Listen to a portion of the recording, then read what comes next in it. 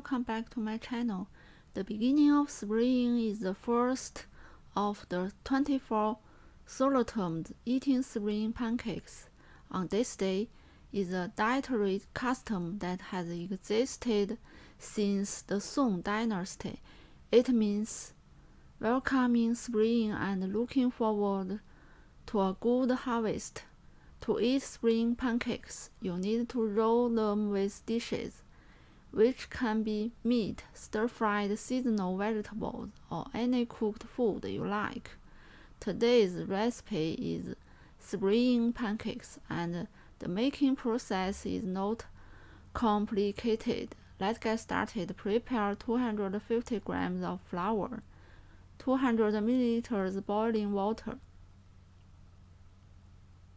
Gradually add the hot water to the flour, stirring as you add, until all the water has been added. Knead a dough with your hand. Cover with plastic wrap and let it rest for 30 minutes.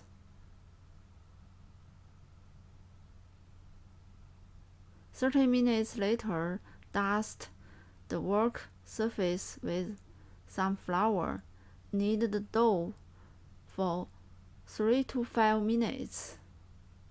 Then shape the dough into a cylinder and make a cut in the middle.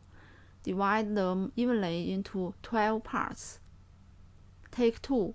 Flatten them separately into discs. Brush one with oil. Stack the other.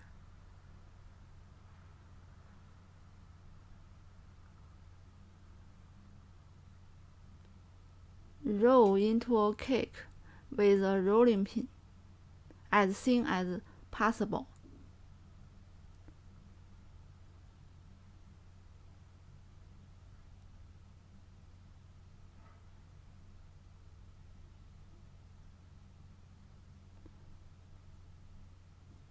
Brush the surface with oil. Put a pan on low heat. Pan frying one cake at a time.